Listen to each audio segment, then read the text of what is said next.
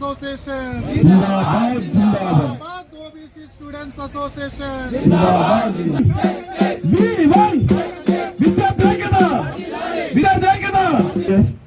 స్వామి ఈరోజు ఒక అద్భుతమైన కార్యక్రమం all Indian OBC student association ఆధ్వర్యంలో కిరణ్ మరియు శివ ముదిరాజ్ ఆధ్వర్యంలో ఏర్పాటు చేయడం చాలా సంతోషం.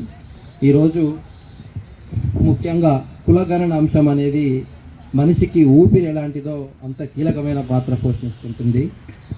సామాజిక అసమానతలను తొలగించాలంటే కులగణన అవసరం. అంతేకాకుండా ప్రతి ఒక్కరికి సామాజిక న్యాయం జరగాలన్నా కూడా కులగణన అవసరం. కులగణన దేశంలో ఒక చారిత్రక అవసరం.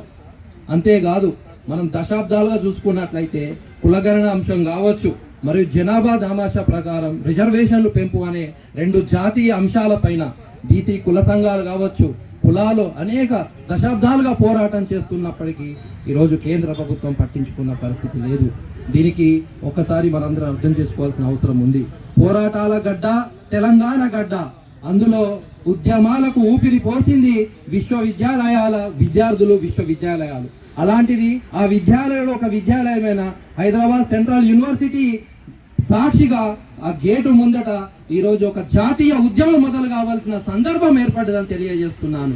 అంతేకాదు ఈరోజు ఎప్పుడో 1931 సంవత్సరంలో కులగణన జరిగిన విషయం తెలిసిందే.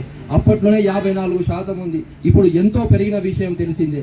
మరి అందరికీ అన్ని రంగాలలో మరి జనాభా దామాషా ప్రకారం ప్రతిఫలాలు అందుతున్నాయా అంటే శూన్యం. అది ఒకసారి అందరూ అర్థం చేసుకోవాల్సిన విషయం ఉంది.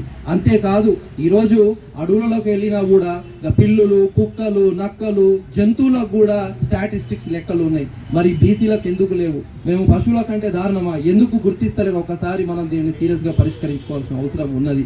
అంతేకాదు బీసీల అభివృద్ధి జరగాలి అంటే కులగణన అవసరమే. కులగణన జరగడం వల్లనే, ఎందుకంటే ఆయా కులాలలో ఉన్న స్థితిగతులు కావచ్చు, విద్య కావచ్చు, ఉద్యోగ కావచ్చు మరియు సామాజిక స్థితిగతులు అవగాహన వస్తాయి. దాని తర్వాత మనం ఎలాంటి ప్రణాళికలు రచించవచ్చు, వారి యొక్క అభివృద్ధికి ఎలాంటి ప్రణాళికలు రచించవద్దని ఒక అవగాహన వస్తుంది. అవి లేకుంటే ఎలా అవగాహన వస్తుంది, ఎలా అభివృద్ధి జరుగుతుందని ఒకసారి ఆలోచన చేయాల్సిన సందర్భం. అంతేకాదు ఈరోజు ముఖ్యంగా బీసీల అభివృద్ధిని అడ్డుకట్టేది ఎవరు, ఆ కుట్ర ఎవరు చేస్తున్నారంటే కేంద్రం క్రిస్టల్ క్లియర్ కనబడుతూ ఉంది. ఈరోజు బీసీలకు వ్యతిరేకంగా ఈరోజు గలం కావచ్చు, బీసీలకు వ్యతిరేకంగా నిర్ణయాలను తీసుకోవచ్చు, బీసీలకు వ్యతిరేకంగా వెన్నుపోటు పరిస్థితి కూడా ఈరోజు కేంద్ర ప్రభుత్వం బీజేపీ అని తెలియజేస్తున్నాను. ఎందుకు మేమంటే ఇంత కక్ష ఒకసారి ఆలోచన చేయాల్సిన సందర్భం. దేశంలో సింహభాగం బీసీలు మమ్మల్ని గుర్తించరా అని ఆలోచన చేస్తున్నాను.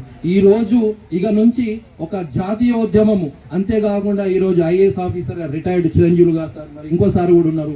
అందరి యొక్క ఇంటలెక్చువల్స్తోని, అందరి ఐడియాలజీతోని, అందరినీ రాష్ట్రంలోని దేశంలోని కుల సంఘాలు కావచ్చు, మేధావులు కావచ్చు, ఇంటలెక్చువల్స్, డాక్టర్స్, లాయర్స్, అన్ని కుల సంఘాలను కల్పించి ఒక జాతీయోద్యమం చేయాల్సిన సందర్భం ఏర్పడ్డదని, అది హైదరాబాద్ సెంట్రల్ యూనివర్సిటీ గడ్డ మీద నుంచే చేయాల్సిన సందర్భం కూడా ఏర్పడ్డదని మనం తెలియజేస్తున్నాను. ఎందుకంటే ఈ ఉద్యమాలు మనకు కొత్త కాదు.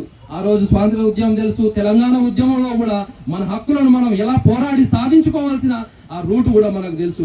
ఇప్పుడు ఉన్నది ఏకైక ఉద్యమం బీసీ జాతీయోద్యమం అని తెలియజేస్తున్నాను. బీసీ హక్కుల కోసం పోరాడితే పోయేది ఏమున్నది, బానిస సంఖ్యలు తప్ప అన్నట్టు మన హక్కులను మనం పోరాడి సాధించుకుందామని తెలియజేస్తున్నాను. థ్యాంక్ యూ అండి.